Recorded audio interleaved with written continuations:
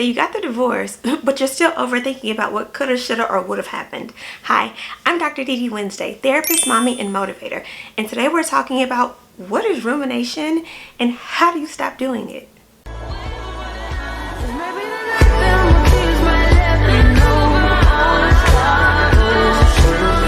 So let's jump straight into it. Ruminating is just a fancy way of saying you're thinking about something a lot.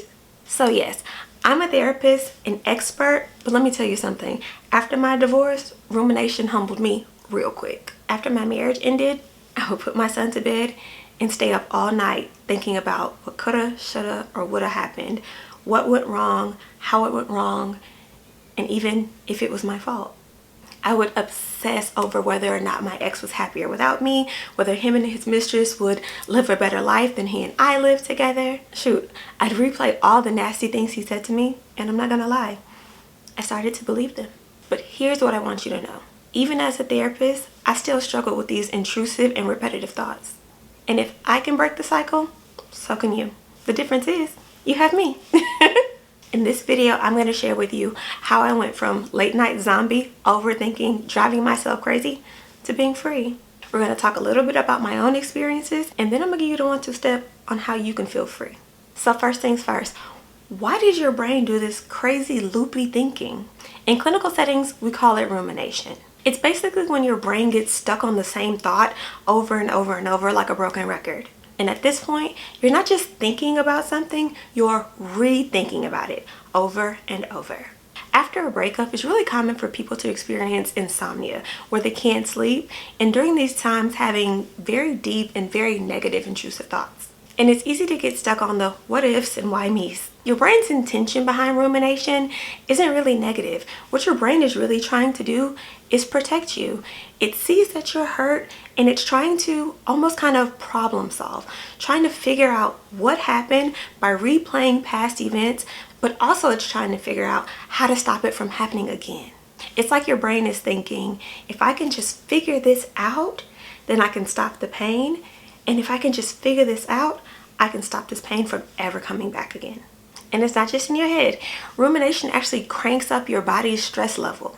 Studies even show that increased rumination can also flood your system with cortisol, which is a stress hormone, which leaves you feeling physically awful. So you're not just overthinking and your mental space is all cloudy, but now you're having the physical aspects, those physical components of stress, i.e., now your shoulders hurt, your neck is super tense, you got a migraine out of nowhere. So it's no wonder that chronic rumination is also tied to stress, depression, and even anxiety. So while your brain is trying to help you, it's actually hurting you. All that overthinking and rethinking is actually only making you more depressed. Studies show that people who ruminate are actually more likely to end up chronically and clinically depressed. And maybe you've already gone through a divorce. Your entire life has done a 180 spin around. The last thing you need is to also be depressed. There's already enough to be sad about. We'll need to add on to that by ruminating. So let's get out of the doom and gloom and let's kick into action. I have 5 simple techniques to help you break this rumination cycle. Because let me tell you something. He may have stolen your peace, but he can't have your mind. And I'm going to be honest, we're coming back for our peace too. Tip number 1, block the triggers. Out of sight, out of mind. The first thing you need to do is put yourself on a strict information diet as it pertains to your ex. Don't be looking on their social media.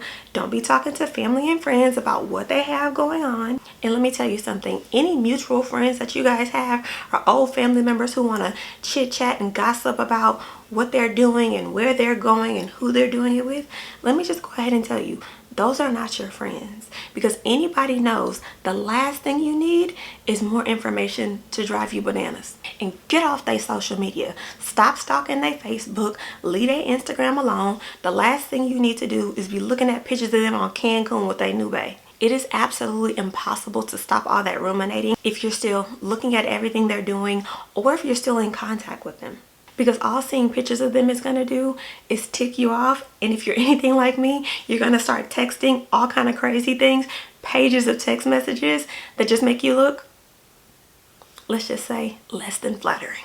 So unfollow them, mute them, block them, do whatever it is you need to do to get them out of sight and out of mind. Think about it like this. If you're trying to heal a wound, you wouldn't keep picking at it, right? And that's exactly what you're doing when you're looking at that social media. You're picking at that wound, making yourself sick. So get rid of it. Stop giving yourself more information to obsess over. We already got enough stuff to be thinking about. Let's not add to it. In fact, I encourage you, the same way I encourage my clients and myself once upon a time, to go no contact with your ex. As much as you can, don't communicate with them. And if you have children, let's keep it business-like. Only talk about things as they relate to your children. And if at all possible, only send text messages or use a co-parenting app. Those are really helpful. Consider this my permission to you to go full-on ghost mode. Heal yourself, because you can't do that if you're always seeing them, always talking to them. And I know that having kids kind of disturbs that ability to really go full-on no contact, but it's not impossible. You don't have to be communicating with them all the time. And if we're being honest, why do you want to be communicating with them? What are you gaining out of that? Tip number 2, pattern interruption. Snap out of it, literally. When you catch yourself ruminating or in that mental loop of overthinking and rethinking, you're gonna have to snap out of it. And the best way to do that is to do something physical. Now, this is gonna sound a little bit crazy or a little bit wacky, but the best way to do that is to literally get up and shake your body. Rumination lives in your head. So getting up and moving your body around, dancing, exercising, jumping around, it literally jolts yourself back into your body and out of your mind. And I'm going to be honest, if you're anything like me, I'm not likely just to get up and start flailing my arms around or shaking out of nowhere. But what I will do is put on a little music and do a little dance, because that counts too. Another trick is the rubber band method. Now, why I didn't bring a rubber band, I don't know. But anyway, a lot of my clients find it really easy to put a rubber band on their wrist and kind of snap it, to kind of snap themselves back into reality when they find themselves ruminating a little too long. And if that's a little too crazy for you, it's easy to try the 5, 4, 3, 2, 1 grounding exercise. During this exercise, you simply name 5 things you can see, 4 things you can hear, 3 things you can touch, 2 things you can smell, and 1 thing you can taste. I know it sounds silly and it sounds like a lot, but activating your senses can really pull you out of your head. And it's something that you can do without anybody really noticing. Because I'm not going to lie, ruminating doesn't always happen at your house when you're alone and you're by yourself. Sometimes it happens at work. Sometimes it happens in the grocery store. And you need to take a pause and kind of get yourself together. And a simple grounding technique can do that for you. Because the last thing we want is to have a complete mental breakdown in the middle of Publix. My third tip, it's a little controversial. I know other therapists don't always agree with this, but I don't care. This isn't their channel. Number 3, a worry window. Scheduling your overthinking. Instead of fighting the ruminating all day, give yourself a little worry corner. A time during the day where you can just worry. You give yourself permission to overthink for maybe 10 minutes. Don't go crazy. Set aside a quick little 10-minute worry window where you allow yourself to indulge in some of those negative thoughts, but on purpose. Set a timer for yourself for 10 minutes and think about whatever you want. Why he did what he did, what you could have done differently, all the things. Give yourself permission to kind of wallow. But when that timer dings, you're done. It's over. Ruminating complete. Take a couple deep breaths and move on to a different activity. It's like telling your brain, okay, baby, we got 10 minutes to have ourselves a pity party and then lights out. We're moving on. And surprisingly, it works. Therapists know that setting a timer for your rumination can cause your brain to kind of lose interest in that constant replay. Tip number 4, brain dump. Journal out some of that noise. When your brain feels crowded like a busy interstate during the middle of rush hour, it might help you to get some of those thoughts out and put them on paper. There's something almost magical about writing down what's bothering you. So grab a pen and a piece of paper and just write. Don't worry about grammar. Don't worry about making it perfect. Curse. It doesn't matter what it sounds like. It doesn't matter if you sound crazy. Get those thoughts out of your head and on that paper. Write down all the things you're afraid to tell other people. Talk about how much you miss your ex. Talk about how much you hate your ex. Let it out. Keeping all that stuff in your head only forces your brain to think about it over and over. For me, I consider a brain dump giving my brain a rest. When the thoughts are in my head, they're my business. I'm constantly going over and over about them. But when I put them on the paper, they're not mine anymore. They belong to that paper. For me, my ruminating thought was always, I'm gonna end up alone. No one's gonna love me. Something is wrong with me. That was my major one. Something is wrong with me. And if I didn't get that thought out of my mind, it would just plague my entire day. It got to the point where I needed to keep a journal right beside my bed so that when I went to sleep, all those thoughts that were kind of keeping me up at night, I can write them down. And what I would end up doing was just kind of ranting. And trust me, if you're gonna be ranting, you would rather be ranting in your journal than sending that long 3-page text message to your ex ranting about how you feel. Because let me just tell you, from my own experience, they don't care. And the petty version of me doesn't even want to give them the satisfaction of knowing that I'm not okay. I'd rather keep that between me and my little journal because it's not their business. You'll never be giggling and laughing about how you left me hurt, high and dry. Now I know you're not supposed to think like that. You're not supposed to give in to that kind of petty temptation, but I don't care. I'm a person just like you. Now, pro tip, I'm gonna be honest. Once you write that little rant, once you start brain dumping into that journal, don't go back and read that. You do not need to relive that. You do not need to rethink that. You're getting it out of your mind. You don't want to read it and redigest it and put it back into your mind. Now, if you're anything like me, once my journal was filled up, I would burn it. There's something so cathartic about releasing that energy just into the air. Now, mind you, I live in the country. We're allowed to burn things. Depending on where you live, you might want to throw it in the fireplace or rip it up into shreds. Do something to release it. Don't just keep it, but certainly don't read that. Tip number 5, talk back to your thoughts.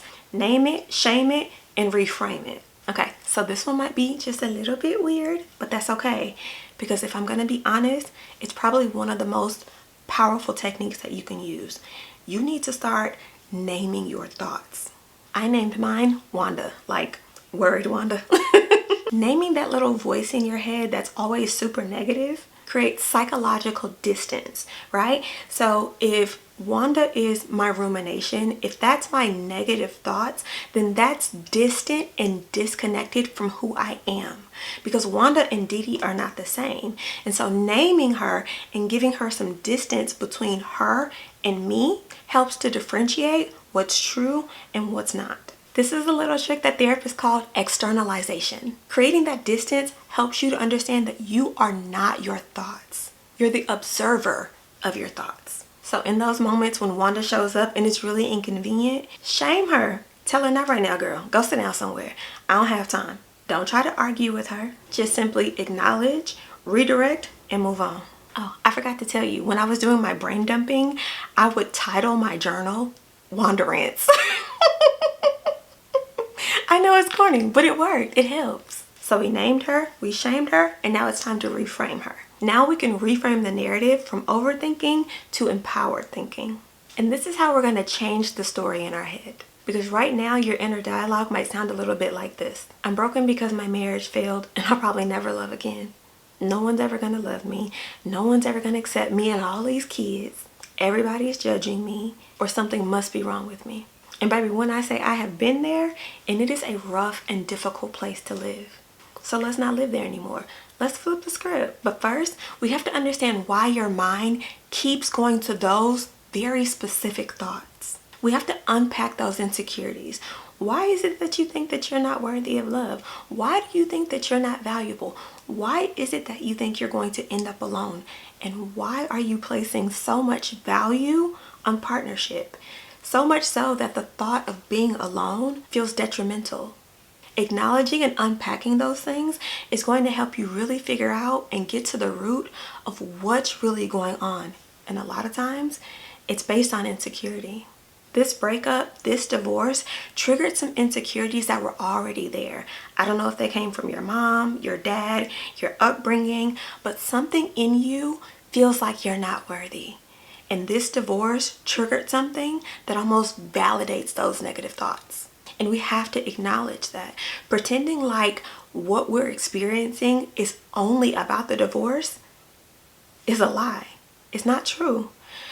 What's going on with you is more than likely the surfacing or resurfacing of old trauma. If your dad left or you had a bad relationship with your mom, this divorce, this breakup triggered those feelings.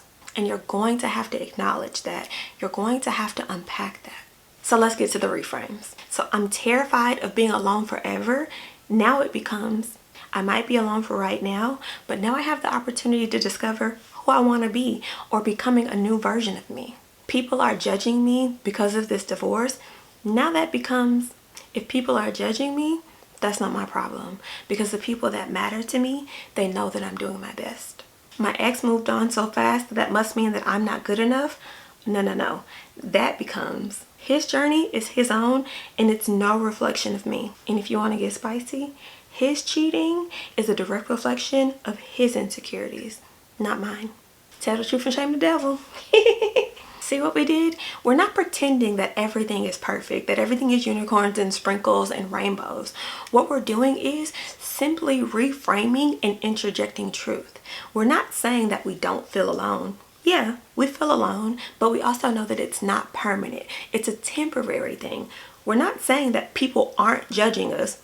We know they're talking, but their talking is not about us. Yeah, he moved on, but that's not about me. It's not a reflection of me.